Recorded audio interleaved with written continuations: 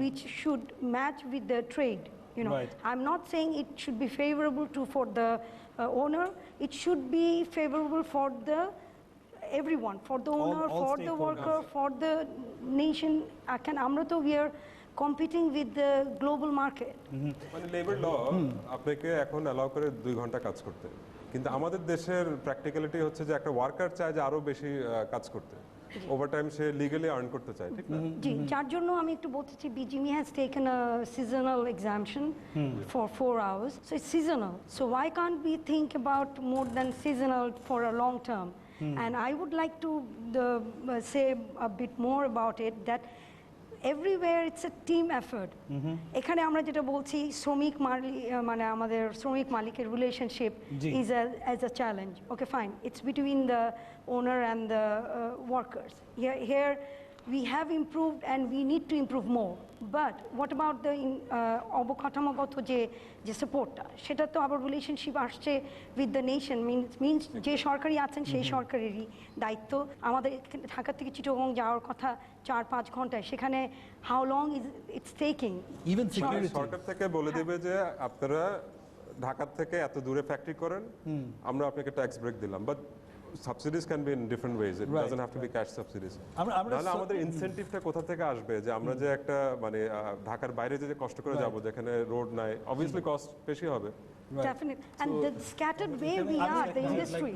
Sorry, single point. মানে just to summarize the thing, সেটা হচ্ছে যে he rightly said the right point. সেটা হচ্ছে যে একজন মানুষ কেন যাবে।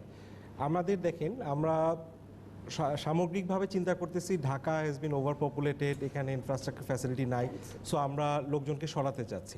সো এই সরানোটা আমি কিন্তু রাস্তা বন্ধ করে দিয়ে লোককে আসা বন্ধ করতে পারবো না।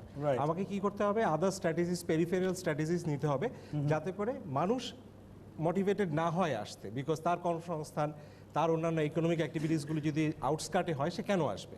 আমাদের যদিও গভর্নমেন্ট ইপিজেড বিভিন্ন জায়গায় করছে, এটা একটা ভালো ইনিশিয়েটিভ, আমি এটাকে থ্যাঙ্কস জানাই, বাট শুধু আমি এক চার দেওয়াল দিয়ে একটা দেয়াল করে দিলাম বা একটা বড় গেট লাগিয়ে দিলাম অ্যান্ড দ্যাট ইজ ইপিজেড, তাইলে কিন্তু হবে না। এখানে এর সাথে পেরিফেরিয়াল অনেক ফ্যাসিলিটিস আপনাকে ইনক্রিজ করতে হবে, তার ইনফ্রাস্ট্রাকচার থাকতে হবে, রাস্তাঘাট থাকতে হবে, শিপমেন্টের এনশিওরমেন্টটা থাকতে হবে, এবং ওইখানে গেলে আমার যে এখন গভর্নমেন্ট ক্যাশ ইনসেন্টিভ দিচ্ছে, আদার ইনসেন্টিভসগুলো দিচ্ছে, these are very good initiatives, but সেগুলো কিন্তু সাফিসিয়েন্ট না।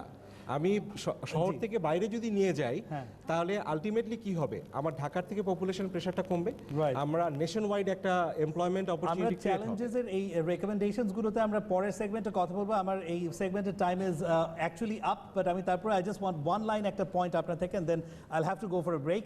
সেটা হচ্ছে যে এই যে ওভারটাইমের কথাটা মিস্টার জাহিদ যেটা উঠালেন, এটা কিন্তু যেরকম কমপ্লায়েন্স অনেক অর্গানাইজেশনস আছে, তারা ডিমান্ড করছে যে companies has to always have 2 hours overtime, কিন্তু ওয়ার্কারদের থেকে দেখা যাচ্ছে যে তারাও ওভারটাইমটা বেশি হলে তাদেরও ইনকামটা বাড়ে, এবং অ্যাকচুয়ালি আমাদের প্রোডাকশনও অনেক বেশি বেড়ে যায় ওভারটাইমটা আরও বেশি হলে। ওভারঅল 4 ঘন্টা পর্যন্ত ওভারটাইম কিন্তু করা যায়, তারপরেও এই যে কমপ্লায়েন্সের প্রেশার ফর 2 না হলে অনেক অডিট পয়েন্টস, এই ধরনের চাপগুলো কমপ্লায়েন্সে দেয়, হাউ রিয়েলিস্টিক ইজ ইট, একটু সংক্ষেপে যদি বলেন। আসলে বাংলাদেশে কমপ্লায়েন্সে নেগেটিভ দেখার পেছনে এর মুখ্য কারণ হচ্ছে ওভারটাইম ব্যাপারটা। বাংলাদেশের ম্যাক্সিমাম ফ্যাক্টরি, রিয়েল সেন্স, আপনি রাতের বেলা ফ্যাক্টরিতে গেলে গাজীপুর অঞ্চল থেকে আসলে অথবা সাভার থেকে ফ্যাক্টরি চলতে দেখবেন, বাট অডিট করতে দেখলে তারা বলবে যে আমরা কাজ করছি না। ওই যে non compliance our, non compliance maintain করতেছে, এই জায়গাটা আমরা যেটা বলবো, যদি লোকাল লেবার ল সাপোর্ট দেয়, বিজিএমই এখন যে আইটের মাধ্যমে এক্সামশনের মধ্যে আছে 4 ঘন্টা করে অ্যাকসেপ্ট করতেছে, তো আপনাদের বিজিএমই আছে, আপনাদের সংগঠন আছে, আপনারা সংগঠনে একত্রিত হয়ে বলেন বাংলাদেশের কালচার, বাংলাদেশের ডিমান্ড এইটা।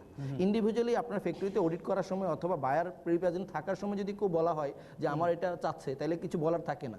কিন্তু আপনারা যদি যেমন এখন 4 ঘন্টার জন্য অ্যালাউ করা আছে 6 মাস, তার আগে 6 মাস ছিল, আপনারা এই ধরনের কথাগুলো যদি বিজিএমই অথবা অন্যান্য আসেন, তাহলে আমরা আমাদের ওই প্রতিষ্ঠান, ওই অর্গানাইজেশন সম্মান করতে বাধ্য, যেহেতু আপনার একটা দেশ, তারা দেশের স্বার্থে থেকে সিদ্ধান্ত নিচ্ছেন।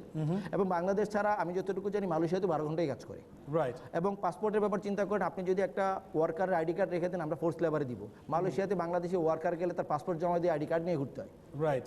এক্স্যাক্টলি। বাট কোশ্চেনটা কি হচ্ছে, ডিফারেন্সটা বিটুইন কি, ওইখানে গভর্নমেন্ট ওদেরকে সাপোর্ট দিচ্ছে। সো বেসিক্যালি আমাদের লটাকে আরো বেশি ফ্রেন্ডলি করতে হবে টুয়ার্ডস দ্য আরএমজি সেক্টর।